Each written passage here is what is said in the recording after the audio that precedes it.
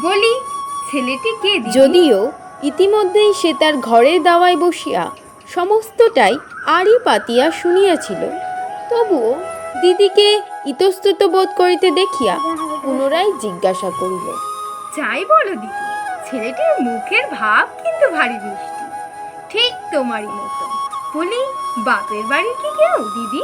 কাদম্বরী বিরক্ত মুখে জবাব দিলেন, আমার বই মাত্রেও ভাই। ওরে ও কেষ্ট, তোর মেজ দিদিকে একটা প্রণাম কর দেখি।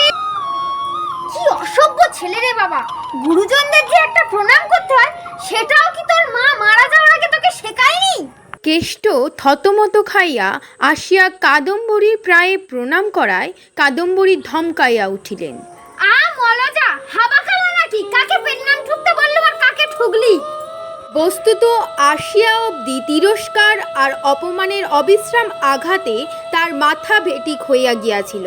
সে প্রায় হতবুদ্ধি হইয়া শির অবনত করিতেই হেমাঙ্গিনী আশীর্বাদ করিয়া বলিলেন, থাক থাক বাছা, চিরঞ্জীবী হও। কেষ্ট মূঢ়ের মতো তাহার মুখপানে চাহিয়া রহিল।